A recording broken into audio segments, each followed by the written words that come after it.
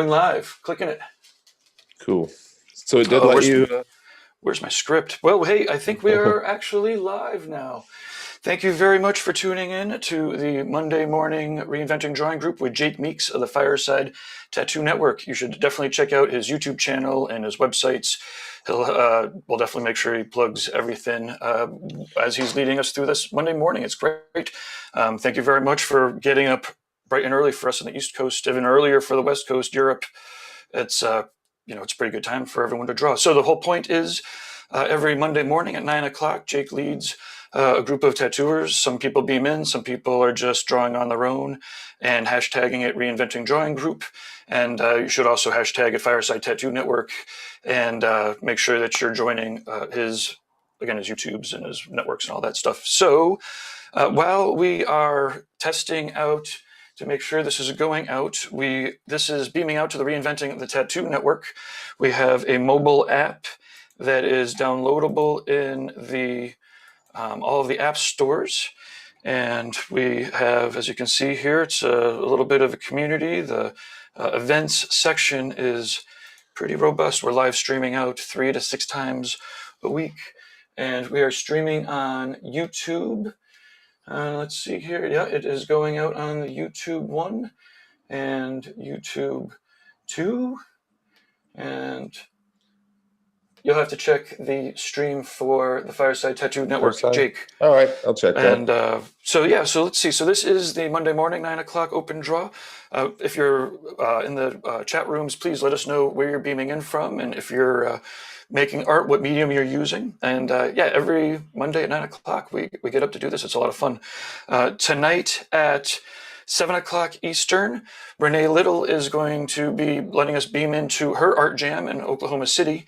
So we will be doing that just before the 9 o'clock Reinventing the Tattoo subscribers exercises. We do those every Monday night at 9 o'clock exclusively for people who subscribe to Reinventing the Tattoo. It's $2.99, but it gets 1 day a week exclusive exercises led by Guy Aitchison and all sorts of guest artists. It's pretty amazing.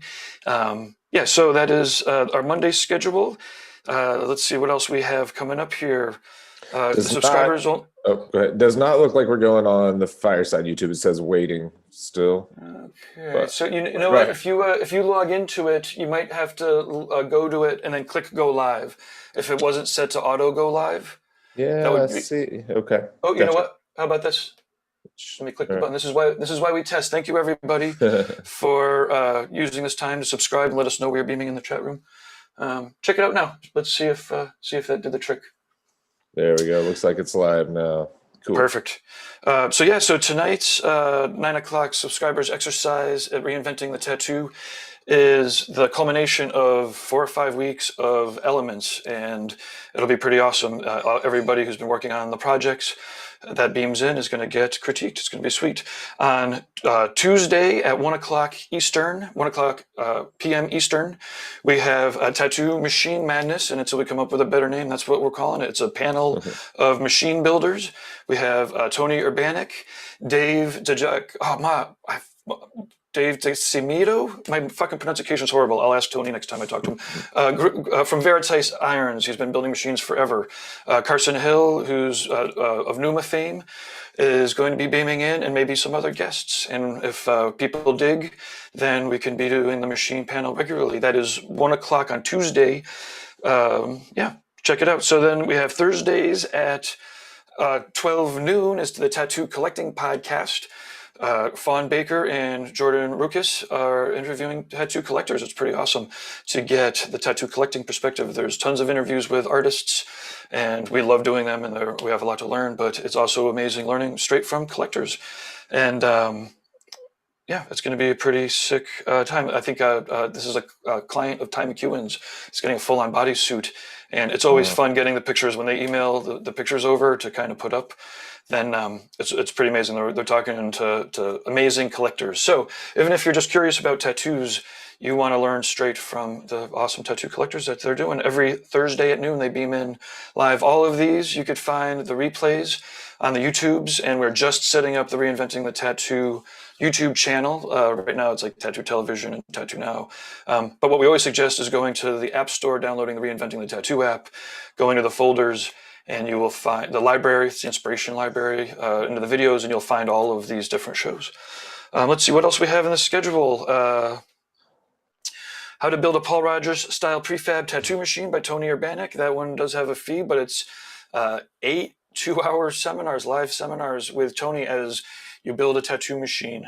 And everyone, if you're tattooing, obviously you should be knowing how to do this kind of stuff. It's pretty amazing. Check it out. 8 2-hour seminars? That's 8 2-hour seminars, live seminars. Yeah, he's going to be building them. Wow. While you go, he's got the ingredients list, and we're using the new educational engine, so that everything's broken up kind of into chapters, and so the replays will be available. If you miss the live ones, you still can get the replays, but it's not too late to join and get in on it live. It's $2.99. I think an extra $150 gets you the bag of parts, but really, he's encouraging everyone to scrounge up the parts around their shops. But if you want to, just check it out. It's tattooeducation.com/build a tattoo machine. Wow. And for the amount of value that Tony's bringing to the table, it's out of control. He'll probably bring in some guests too. I wouldn't be surprised. That's a great idea. So that starts January 12th, 10 a.m. We'll do Tuesdays, 10 a.m. Eastern, 8 weeks in a row. It's going to be a lot of fun. Tuesdays are going to start to get packed. And that Tuesday night, we have Hablamos de Arte, con Bueno, Salvataria. My pronunciation, I'm sorry, I'll get better at it. This is going to be an art jam in Spanish, en Espanol. That's 9 o'clock. So feel free to tune in, and everyone gets to speak Spanish. We'll do our best to facilitate technically and start learning more Spanish. Woohoo, bueno. Fiesta, dame dos cervezas, por favor. History of tattoo conventions with Marco Leone. He's one of the first tattoo conventions in Italy.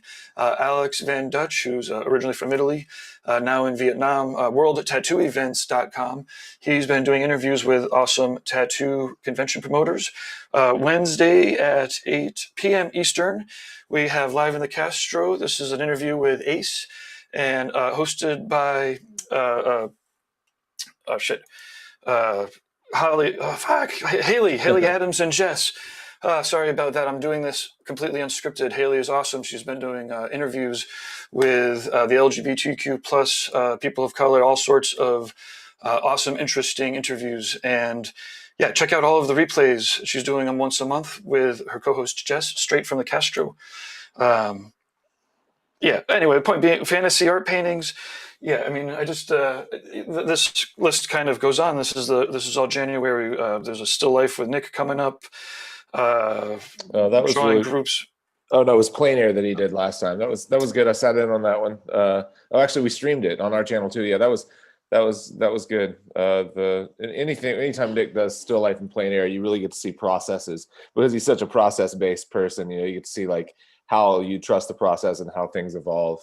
He's definitely very methodical and loves to explain, and his seminars are pretty sick. The holistic tattoo and holistic art, and pretty much, everything. And he's one of those guys who definitely had to get past his, the stage fright, and so it's awesome to have him on all these. And I guess we all still, 5 minutes before the video goes on, it's like, oh shit, right.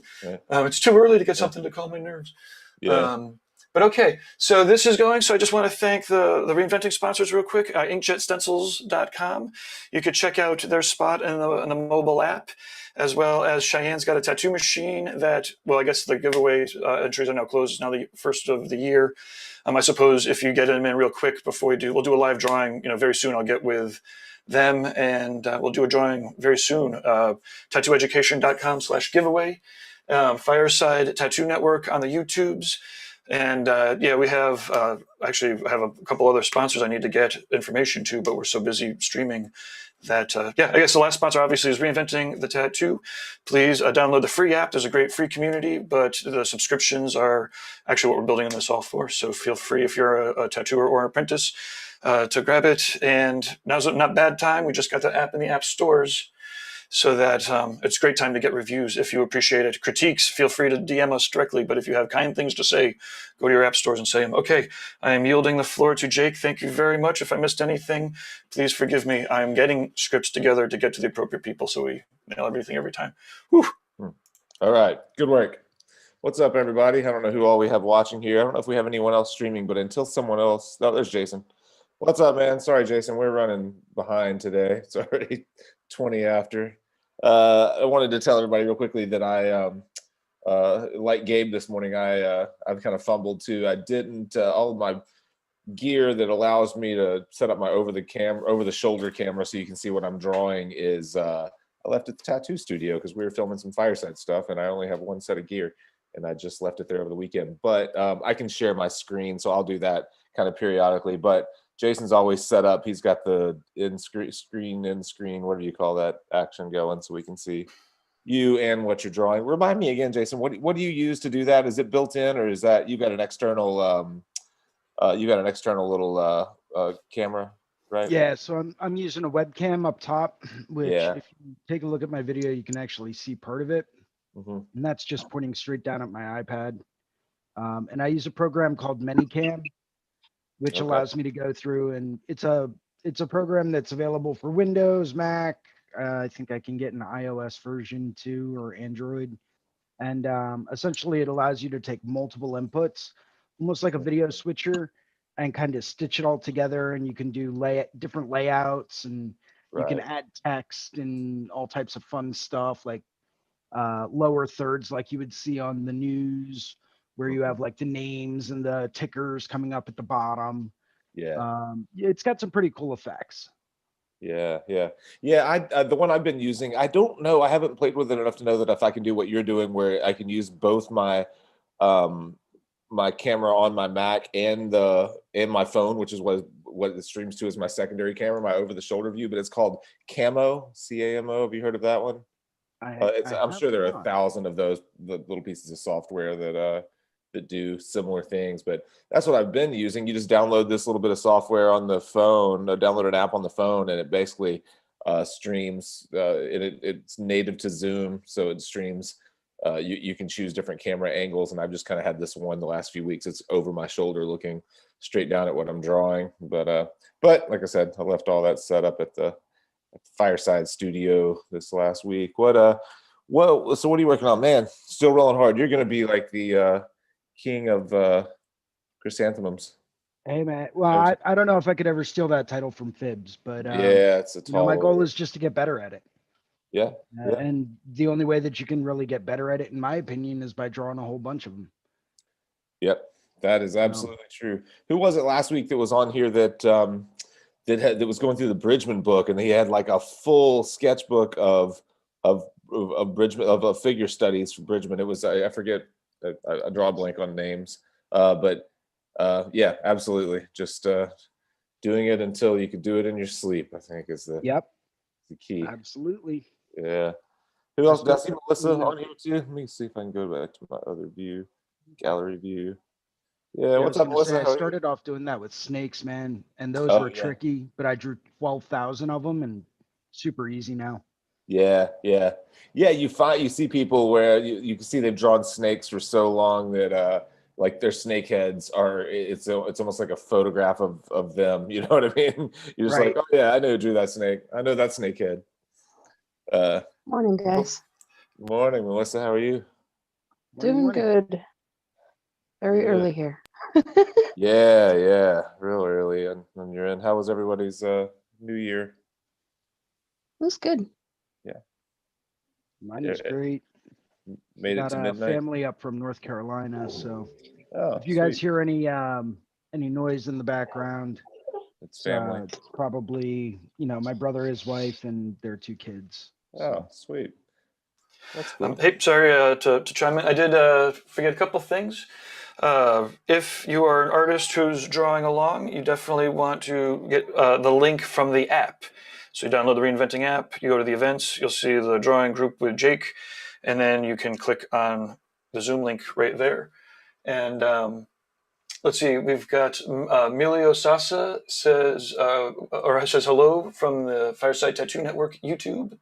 Good morning. Good morning. Sorry we were slow to get going on Fireside this morning. I saw there were a handful of people in the waiting room whenever I was trying to get everything rolling. Yeah, but yeah, and then okay, cool. Hey, Gabe, is there a way to put that link somewhere in the when people are watching on Fireside, if they want to jump in and draw with us, can we have the link there too, or is Reinventing the only place we can do that? No, I'll copy and paste it right over there right now. Okay, cool. Yeah, maybe we can just do that going forward. So wherever people are, if they want to jump in and draw, they can just do it from that spot. Here, I'll share really quickly since no one can see what I'm drawing. I'm just looking at the side of my face.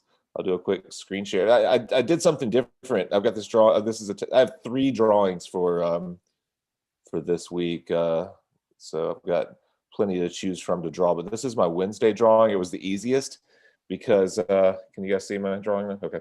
Let me put you feature. Okay, There cool. you go.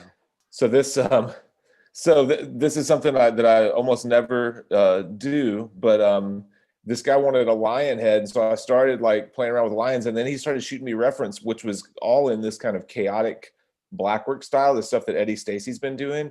And I have that Tattoo Smart set.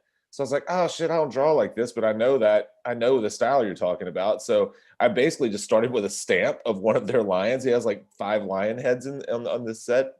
I think it's called, I don't know which one it's called, like Chaotic Beasts or something like that.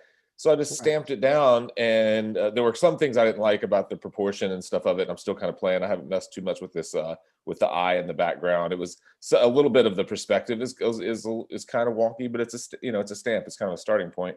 And so I just dropped that thing down and started drawing on top of it. And so literally I'm, 20 minutes into this drawing, and it already looks like a drawing that I could shoot over to him. Super cool. Stamp sets are useful. Absolutely.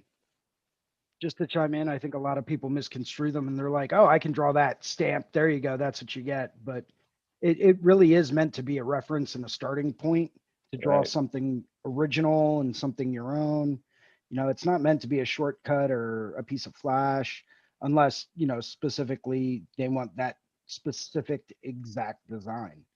Yeah, So I think it's a common misconception. Yeah, that's an important point. Russ took a little when they started moving from brush kind of sets to these stamps. I know he took a little bit of a pushback, but all it is digital flash. And when we were talking about it, I was like, you're probably getting that pushback from people who never drew without the assistance of Google or Pinterest or you know what I mean, or anything like that. Like from people who like whenever in my shop or the shop that I worked at for most of my career before before probably 2007, 2008, we didn't even have internet in the shop at all. And so we had just a shelf of books, and some of it was flash and some of it was just like books of flowers, books of letters, books of whatever. And you had to make do with those books. And so we used flash as reference constantly and just drew traced it out and then drew on top of it to make it our own. And that's essentially what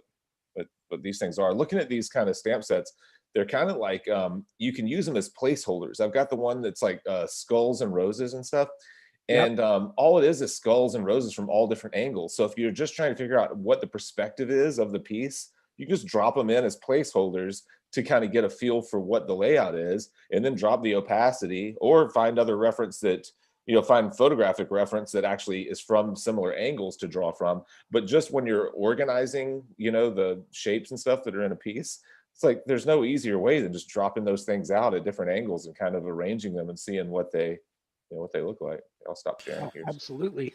So such a collection. Jason, hold that thought real quick before I forget. And we've got Chris Hall says, Jake, that looks great. Referring to the tattoo that you just had on board. Thanks. Edward Pooler says hi. Maria Liaufi says, hey, my friends. Thomas St. Pierre says, looks great. Thank you. I assume or maybe talking about any of the 3 of us. Yeah. I was going to say, I've got such a collection of brushes. I don't know if you can really see what I'm scrolling through here. Let me look. Let me pull. I've probably got very easy 300 different sets of brushes and Oh, really? brush stamp sets. And I've got stuff from guys like Dave Tevanaugh that are, if you need something more neo-trad, even more of like a neo-trad Japanese, like Dragon Head, Maple Leaves, Fire, Wind, Yeah. different Oni heads, Tiger heads. And granted, they're all done in his style, but he's got some other really great, really useful sets as well. Where Yeah. So I'll use these grainy smudges and stuff like that he's got, and they are unbelievably phenomenal. I think we even brought up some of the special effects brush sets from Ross Abbott and Tattoo Smart during one of the last reinventing classes. But I mean, I've got everything in here from BJ Betts and Yeah. the Protoplast sets for placement have been unbelievably useful. Yeah, those All the things are super Japanese helpful. stuff, watches, moths, butterflies, reapers. They just come in such handy for everything, man. They're great. Yeah, absolutely. On the Fireside Tattoo Network YouTube channel, so that's Fireside Tattoo Network on the YouTubes, Emilio asks, is the stamp set for Procreate as well, or only for Photoshop? The one that for Procreate, for Tattoo Smart, they have sets for both. You can download either version, but it seems like more and more, and I've talked to Russ a little about this, they're moving, like Procreate outsells everything else by far.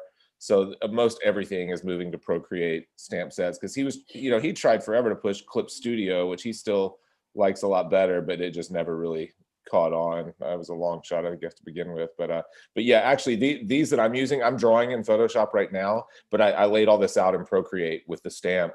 And then I tend to pull into Photoshop mainly because of this big, you can't see it today, but I've got this 27-inch Cintiq tablet, and I just like drawing on the tablet so much more than I like drawing on an iPad. And I like the stylus, the Cintiq stylus, a lot better than the Apple Pencil. Cool. And then Sean Mikulewski says, hi from South Carolina. Hello. Hey. So worth reminding everybody, hashtag your stuff, reinventing drawing group, if you're drawing along. Chris isn't beaming in. He's homeschooling right now. Okay. Go Chris. Yeah, if you can tag Fireside too, so we can share some of these sketches on. We haven't done that, but we're low on stuff to post, especially on our Instagram and stuff like that. So we're always struggling to come up with something to post. So if you tag Fireside as well, we'll start sharing some of these Monday morning drawings. Those new videos you just posted up are pretty cool. Thanks. Yeah, the 3-minute videos, those are finally starting to take off. I say finally, we did 2 or 3 that kind of fell flat. Well, comparatively, they did better than a typical podcast, but not as good as like our technique episodes. And then finally, these last 3 or 4 seem to be catching their stride a little bit. So it's all about consistency. Right. Not to be too funny about it, but yesterday I was editing some of the videos for Reinventing, and we had BJ Betts' 4-minute tip. Oh. I was like, motherfucker, we should have kept going. It's a great idea. Okay. You are killing it with it. It's just short little tips, and you probably run over to 4 or 5 minutes anyways. But 3-minute tips is perfect, man. Yeah, it almost never lands on 3 minutes, but yeah, I think it's more just about the idea of short, kind of quick tips. Yeah, it's funny. I've thought about it a few times. What's the movie where it's like the dude's doing the 7-minute abs, and he's like, yeah, that's great until someone comes up with 6-minute abs, and he's like, what? No way, you can't do anything in 6 minutes. Nice. And then Tim Ferriss is like, I could do the 4-minute ab. Yeah, exactly. Like someone's gonna do 2 minutes to better tattooing, and we're bankrupt. That's a pretty good topic to run around the crew. Is who are you like outside of tattooing? Are there any sort of like motivational, businessy kind of and drawing stuff? That'd be awesome. Anyone watching anything good on YouTube outside of just like movies? No, nobody. Melissa, you haven't said anything yet. What are you watching? What other art or business or painting or any kind of stuff are you watching on YouTube? So I've been watching Bishop Rotary. They do something every Friday. Yeah. It's like they call it Fridays with Franco. Oh yeah. I've Um, seen that. yeah, and then I'm just going through like old content really. I didn't usually use YouTube for a lot of like tattooing stuff until recently. Mhm. So I'm kind of just exploring and finding things. But I also find like motivational speeches and stuff that kind of piques my interest. Yeah, me too. Yeah, I haven't actually seen a Fridays with Franco, but as soon as you said that name, I remember seeing a thumbnail or something for it. I should check that out. It's pretty good usually. He's got a lot of information, you know, outside of business related stuff. He also does like giveaways and stuff like that too. Hmm. I always try and catch it when it's live, but I never get to. They've got a pretty good Yeah. setup going with a couple cameras, and yeah, Franco's got a pretty good thing going on. I'm going to pop up Chris Hall in the chat room, sent in some suggestions, so I'm going to fire them up. And first one's James Gurney. Oh So this will be yeah, fun. absolutely. Yeah. It's like the master teacher. That color and light book, you can just read that about or not read it. Just pick it, go to any random page, and about once a month, and just flip through and. So I mean, everything he does is so good. His little if you subscribe to National Artist Magazine, his little whatever you call them, his little like how tos that he does in all that print versions of the magazine are so good. So good. I've been watching mainly on YouTube just a bunch of you can't tell by looking at my video, but I've been watching a lot of video stuff. So trying to improve our setup and get a little more cinematic with especially with the 3 minutes tattoo and stuff like that. I'd like to. My goal is to pick up both a home studio setup so that I can look better than I do now with lighting and multiple cameras when we're doing this stuff, and then also one for the tattoo studio, the podcast studio, so that it'd be easier, so I don't have to actually set stuff up. Everything's just in place and you click record and go.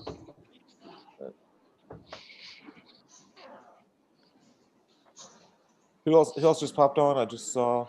Oh, Patrick. Hey, Patrick, how are you? I'm all right. Good. What? I'm just trying to figure out my get my what's it called? My camera sorted. Come on, I can do it. Did you make any progress on your moth and candle? Yeah, no, I did. Good. We have something there, I There think. you go. Yep, I see a phone or a tablet. No, tablet. There you go. But you do want to turn your camera sideways, your phone My camera. camera is sideways. Yeah, so you're in landscape instead of portrait. I'm gonna fire up while you get that going. Kevin Hill is another landscape painter that's been suggested we take a peek at. Do you know Kevin Hill? No, I've never heard of Kevin Hill. I'd love to see it though. Oh yeah. 5 things I need to know before my next painting. I bet there's more than 5. Oh yeah, those are really nice. Yeah. Yeah, beautiful. Some of the like the kind of atmosphere, yeah, that's awesome. Some of the atmosphere of these, they look a little bit chunkier, but some of the atmosphere of these remind me of this dude has such a good YouTube channel. He's from, you guys have to know him, Andrew. He's from New Zealand. Really well produced work. Somebody help me out here. He's got a giant following. Andrew Tischler, Tischler. Sorry, you don't have to jump off of Kevin Hill. I just looking at kind of the atmosphere of those reminded me of some of his. These guys are so, man, this guy's YouTube channel is so good, and he and these paintings are enormous. He's super charismatic, like he has a New Zealand accent, so he so he's easy to listen to.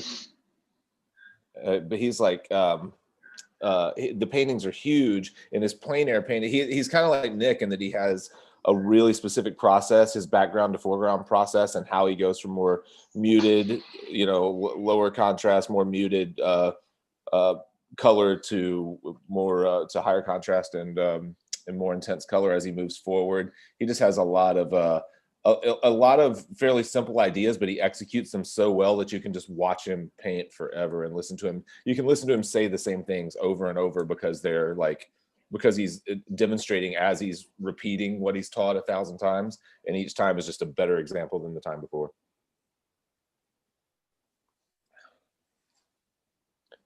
So go to fireside/Andrew Titchler and make sure he knows that we sent you. That's a joke. I don't know.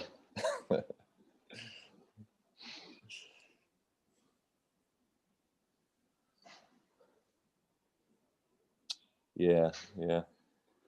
One thing that I thought that's so interesting about him, I start, Melissa, you're painting right now, and you're doing an atmospheric or a seascape kind of piece.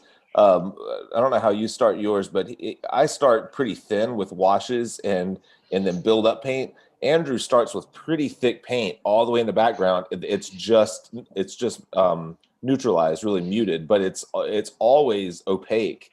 And I'm always surprised by how much paint he's putting down, especially when the whole canvas is bare or just has the tone or whatever he toned it with. And then he starts painting in the sky. It looks like he's using super thick, heavy paint. And you're like, oh, that's going to be way too intense. And then as he moves forward in the painting, the sky just dissolves back into the background. It's pretty cool to watch it happen. So I start pretty thick and then I just go super, super thin, but I also go really bold until I get down to like the horizon line. I don't do, prior to this last year, I didn't do a lot of painting. In fact, I did my first landscape painting in acrylic, like on Mother's Day. And then I went into oil after that. So a lot of this is more experimental and just kind of playing. I don't have any kind of like actual teaching with paint aside from gouache. But I usually go pretty opaque near the horizon line, and then I drop in my land colors, and then I just kind of start layering over. And sometimes I mix up like which layer I should have done versus which layer I am on. And so it's kind of frustrating, but at the same time, it's a learning process. Yeah.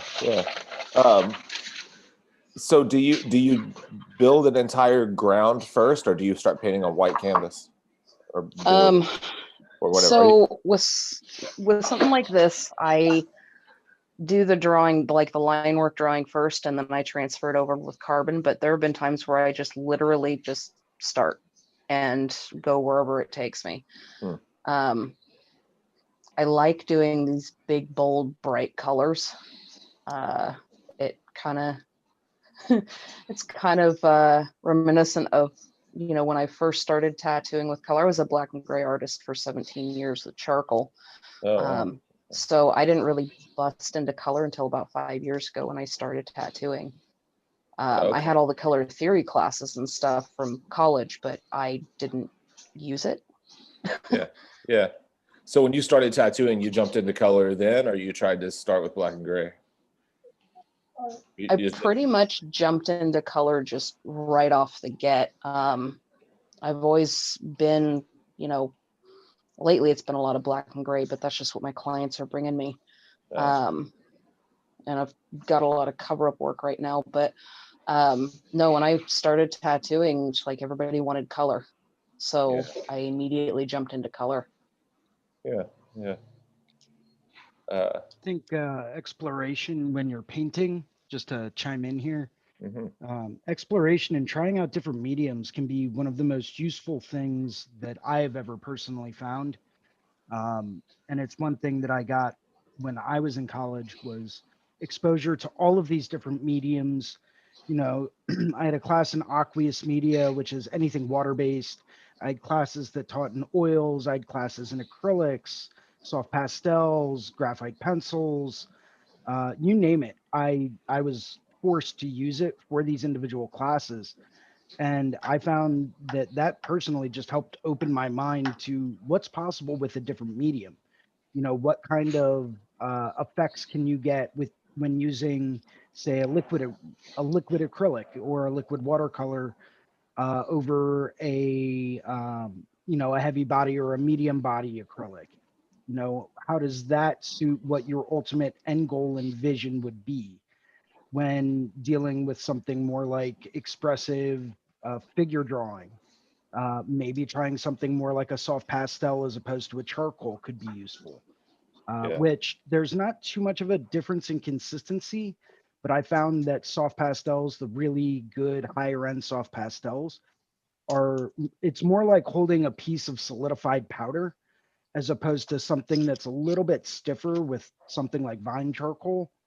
But just the effects that you can get using different mediums really helped expand my horizons and what I like to do, and help me really focus down on, you know, how, if this is my ultimate vision in my head, what medium am I going to use to achieve that? Yeah. To that point, when an example that I have that's similar is when we first launched our foundations course. It was probably 5 or 6 years ago. It wasn't a standalone course that we actually took on like 10 or 12 people. I did it with a buddy of mine, Adam Shaw, who's a really good illustrator and painter. And we actually sent out all the materials for people to draw with, and so we shipped an actual skull and some chunk block vine charcoal, kneaded erasers, a couple of different types of erasers. And the idea originally was we were trying to get people to simplify shapes and values, so we didn't want them using tools that they could really dive into detail in. But what we found with it, first, everyone hated it when they got everything. The first 2 or 3 weeks, people were trying to draw from life, which they weren't used to doing, and they were trying to use these big bricks of vine charcoal, which was driving them crazy. And but as the class developed, you found people's kind of unique mark making, like the way that they tend to, like what comes out of them just naturally whenever they finally give up and relax and just start. People made the most interesting drawings, whether or not they were accurate. You could look at everyone's drawings by the week 4 and be like, oh yeah, I can really see what that person's like tendency is. And I thought it was unintended, but it was something we started building on after that, because we stumbled into that. And I thought it was so cool to see people's kind of individual mark making come out. And I think it was directly a result of them using a tool that was unfamiliar and was not at all like a tattoo machine, because they were all tattooers. It was really cool. Yeah, it's always unique and interesting to see the way that things develop when people are presented with foreign objects and foreign mediums that they don't usually use or wouldn't otherwise use. Right. Yeah. We used vine charcoal a lot because it's so forgiving. You can erase it so easily, and you can really make it as sharp or as dull or chunky as you want. But I think it is important, like Melissa, like what you've been doing each week on these. So you're not, we're sitting here drawing like for tattoos, and you're working with brushes, so you're forced to work in a completely different way than you do every day when you're tattooing. I think that's something that everyone could get a lot out of if you just find a couple of days each week to get away from a tablet or get away from a pencil and try to use some different types of tools. It's definitely helpful. I like the textures of paint. I like how fast it goes down. I'm still working in my way into digital, and there are times where it's like it just takes so long. I mean, I don't have an iPad or anything, so for me it takes me like twice as long to render something how I would do it traditionally. Mm-hmm. And so for me it's actually a little bit easier to work in an analog, so long as I'm not having to transfer it for a tattoo. Right. Yeah. Why have you intentionally not bought an iPad or some or digital tablet or just like let's see, November 2019 is when I finally stepped into digital, and I wanted an iPad, but it wasn't within proper budget for me to do so. Mm-hmm. I just had way too much other stuff going on, so I did a step up with a Samsung tablet. Mm-hmm. And it's just not, how to say it, it's a good tablet, it's just not as art savvy. Yeah. Like I don't like to draw a straight line. I have to pull a grid in and draw it like that, or trust my hand to do it digitally. And the pen doesn't quite line up with where my hand is. And there's like some Yeah. inconsistencies there. It's more for your average based user versus an art user. Right. Yeah. Yeah, that especially if you're trying to learn, there's no reason to be using or to have to use tools that make it even more difficult. Right. Yeah. I hear you. Well, Patrick, So a lot of oh, times I just switch to using analog. yeah.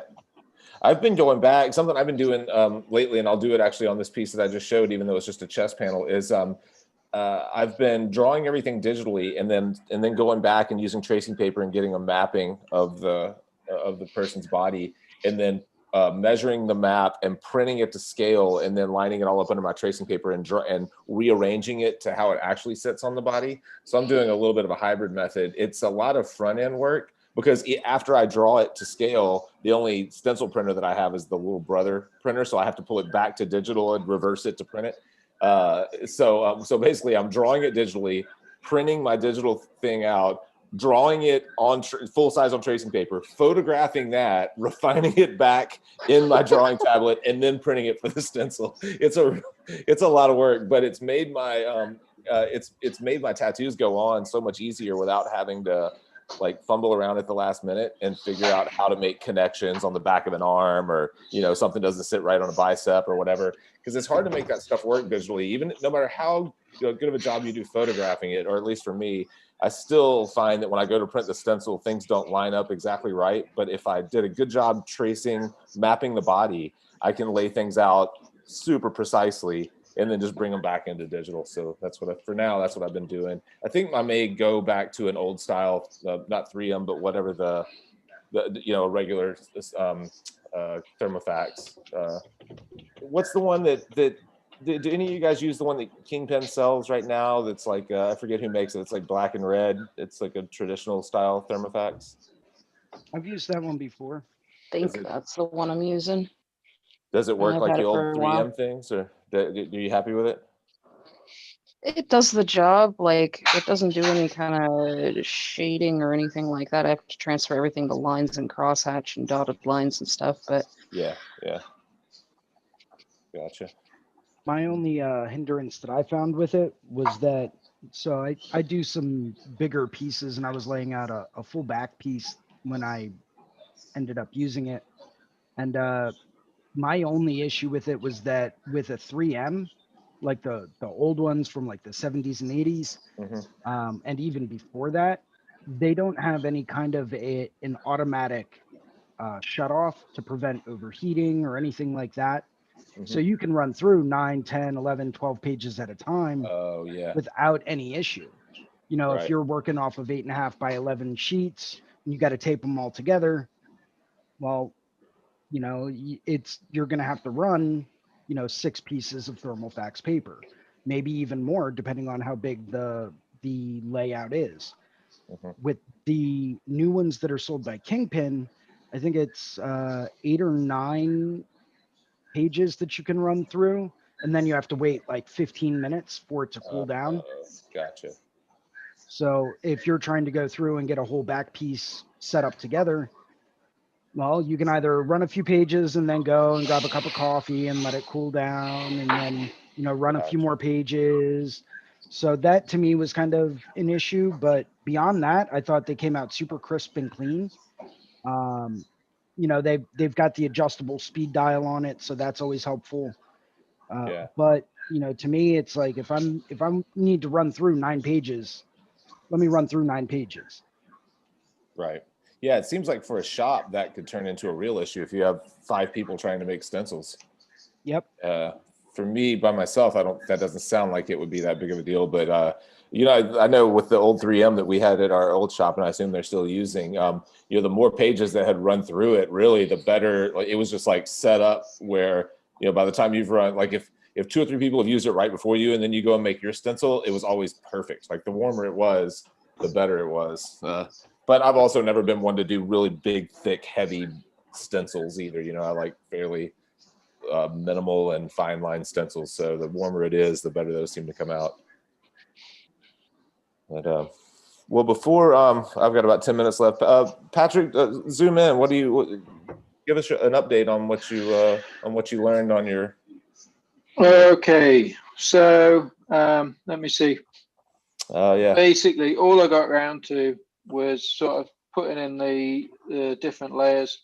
So what have we got? We got that on one layer, and then oh dear me, yeah, get rid of that, and then these on another layer. So we've got the moth on the bottom, moth on the side, and then moth from below. So what we talked about with the different, so the skull from below, skull on same, and then skull from above, to suggest that sort of perspective. Yeah. Mm-hmm. And then I realized, I sort of thought, okay, well, where's it going to go? It's going to go, just because of the shape of it, I thought the obvious place for it to go would be the calf. So this is from the Tattoo Smart Protoplast brush set. So there's a calf there, and called the candle, and then the flame goes in the middle. So that works nicely. But then I'm back into that of it being, you see a calf, you're looking down at it. So maybe it might work better on a back or something like that. Yeah, I don't know. I think that with the one skull looking up, with the one skull looking up, that's a perspective that you can. The one at the very top, that's a perspective that you can, that makes sense looking at it, from above. I like that you're starting to kind of play with overlapping them. Early on, it seemed like each of the moths were not only kind of similar in size, but also they were all.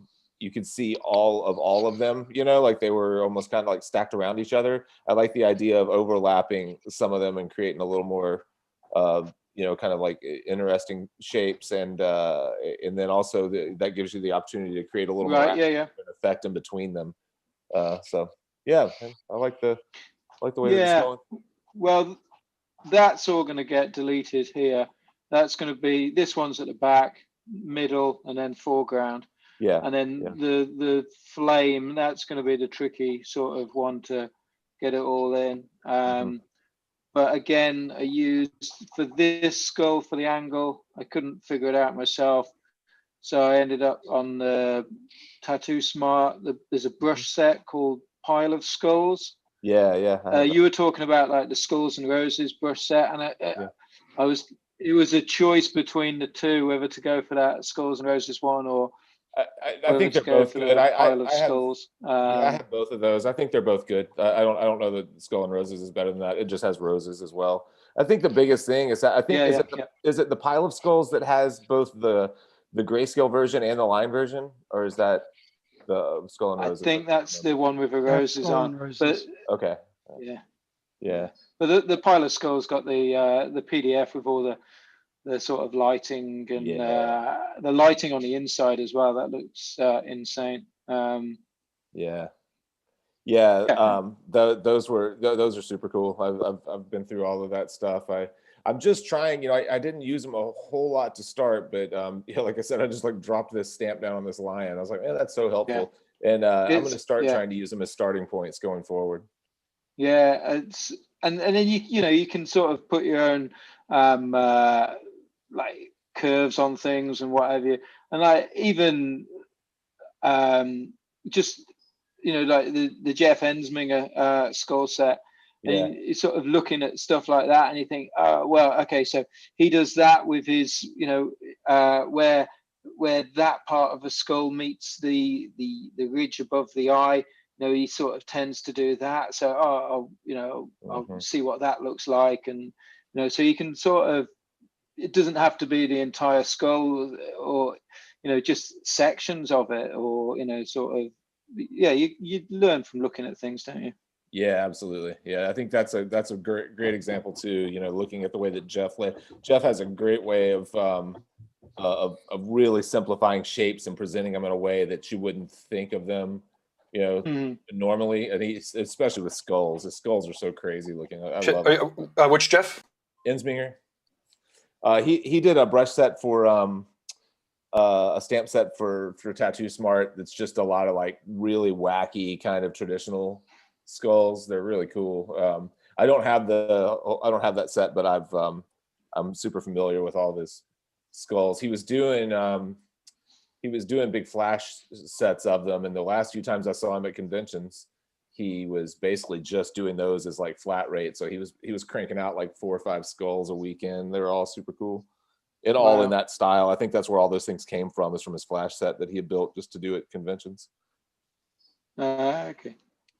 Yeah, and I love these like chrome dragons. They're so ridiculous. They're really good. Jeff did my entire torso from my neck, the waves that crash up my neck that you see on all the videos. Those are Jeff. He did from my waist all the way up to my throat. Big black swan, probably, I don't know, 10 years ago now or something like that.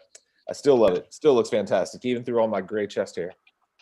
Nice. He was our very first guest artist at the shop I owned back in the day. Oh, really? No kidding. Yeah. It was very fun. Yeah, I like to get him. He's been on our show, I don't know, multiple times. He was on once with Baxter years ago, and then he's been on his own while he was doing my tattoo that we were just getting rolling on Fireside. It was pretty new, and he was one of the first kind of bigger named artists that we ever had on, and I was always real appreciative of him. But he's a smart guy. Yeah, he's great.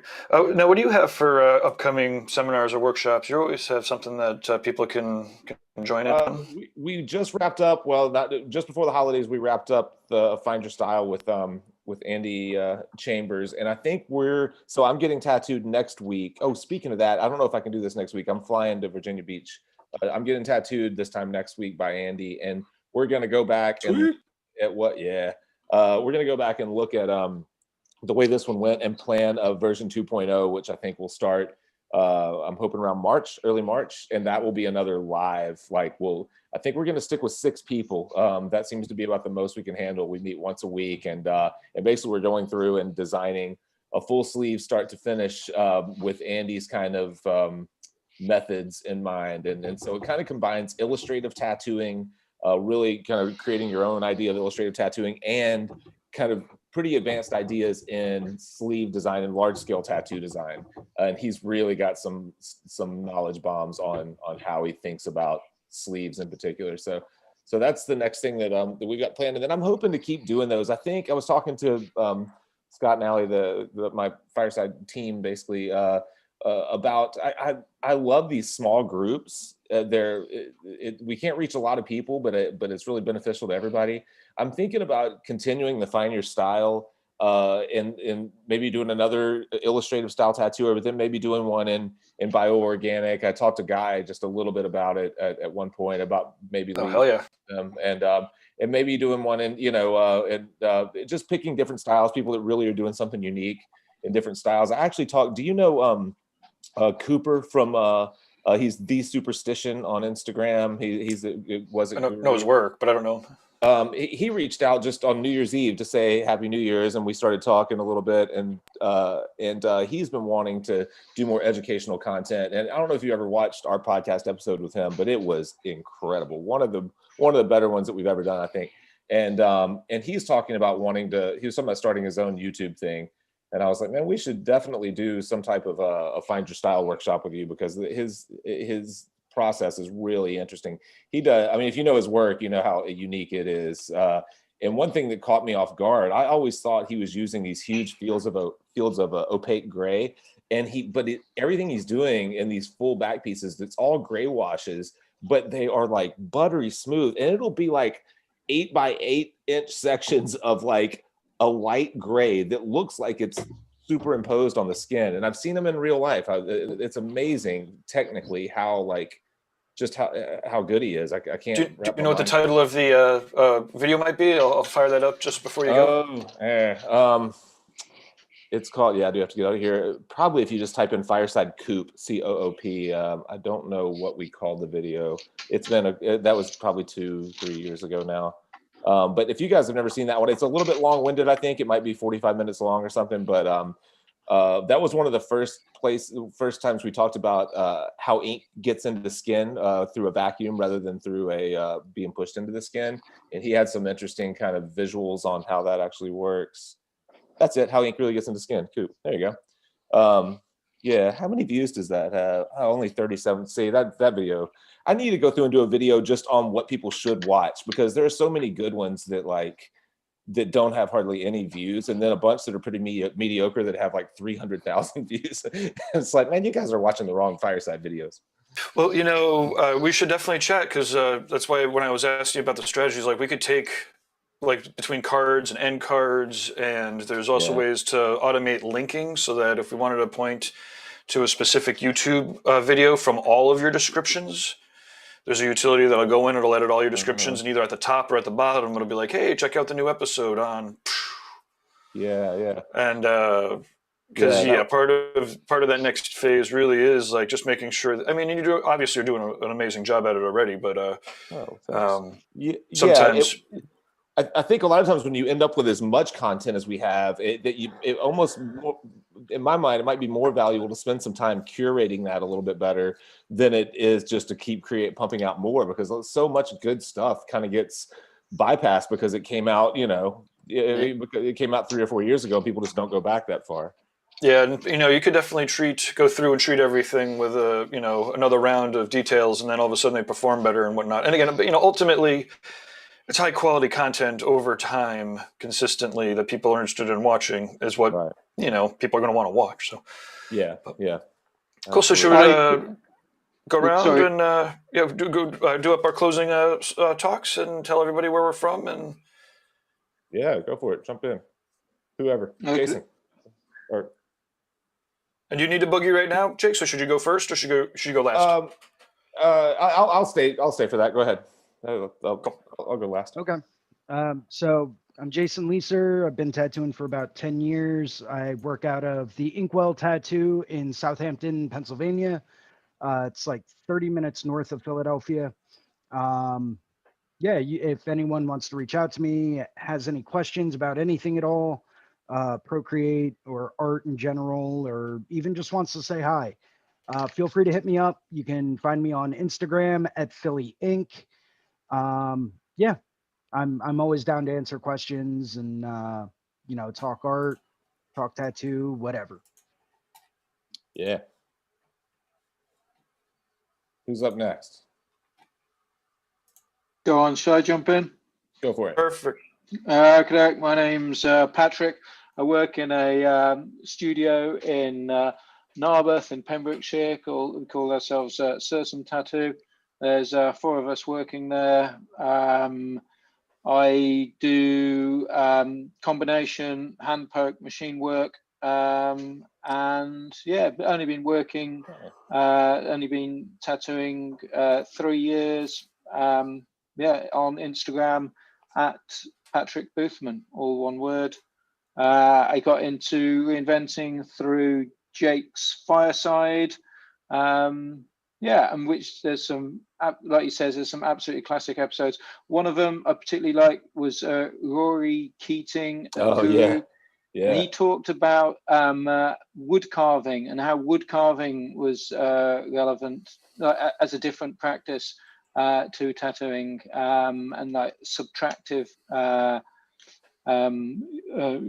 making that negative space. I can thoroughly recommend that, particularly for people that are doing large black work, tribal style stuff.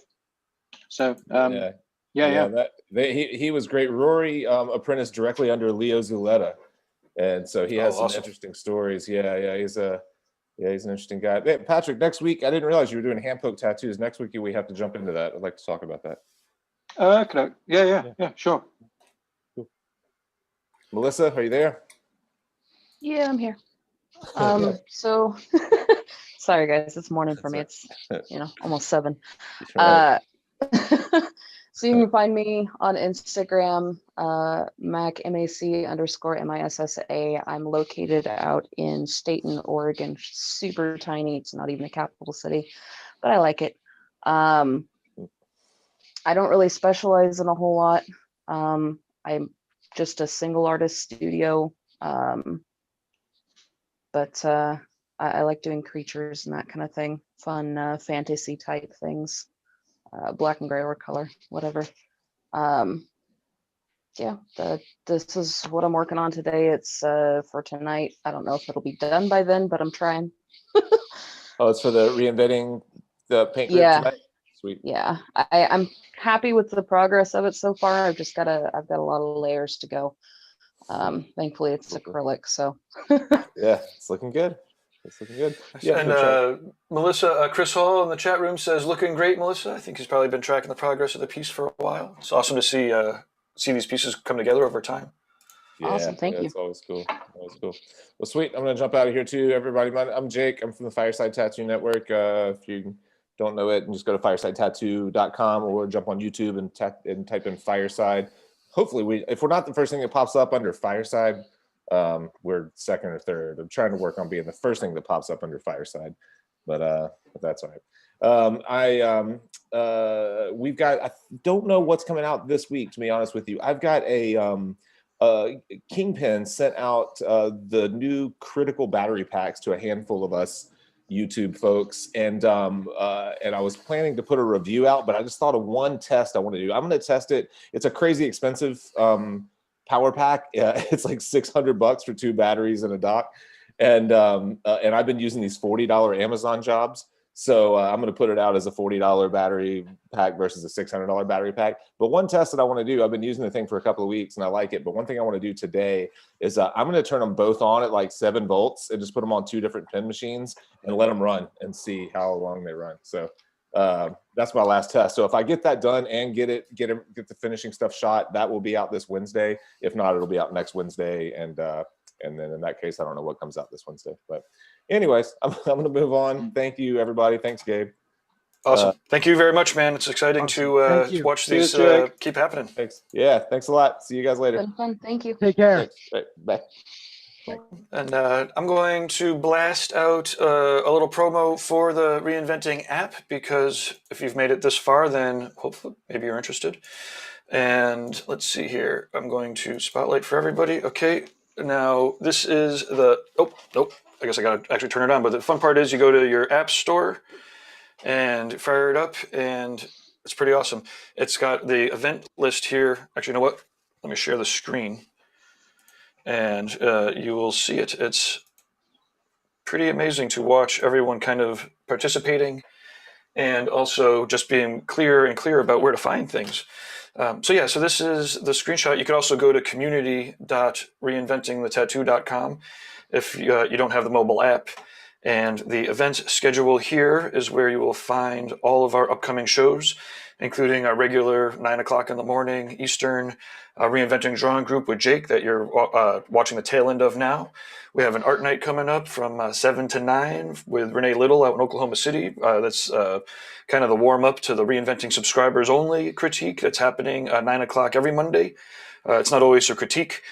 Sometime or more often it's a variety of different exercises that will lead in to the next exercise or be part of the Reinventing curriculum. So definitely consider subscribing to Reinventing the Tattoo.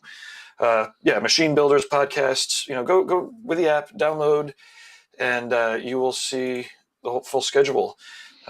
This is the subscribers area, which is the the Reinventing canon. So you can kind of, I don't know if you can see it. No, this is the full course curriculum for Reinventing the Tattoo. And Guy is actively going through all of it and updating it, giving it a good once over for the new year. But he's also updating it and adding to it all the time. It's pretty crazy. What else do we have here? We've got different groups. So you can join, there's public groups, private groups, tattooer groups, and they all end up here on the feed. And you'll see, Renee's got a notice here, but we'll see this is T-Von's pretty sick back piece for the 4 elements that everybody's been working on. This project people are working on here. Excuse me, it's pretty sick. Different tattooers. Anyways, this is you might notice that there's no place for you to just like post. You always have to post in a group, which means it always stays on topic. And so far, there's no politics or food groups. So it's all based on inspiring art, inspiring each other for art. And it's pretty awesome. Anyways, you could explore all sorts of things. We've got the lab, the library, galleries. I can go on, another 20 minutes probably, but I don't need to because you can just download it and check it out yourself. Okay. I'm going to click the button at any given moment. Everyone want to say their goodbyes, and we'll catch up. I think we'll catch up with everybody tonight. Take care, Have a guys. good day, y'all. Okay.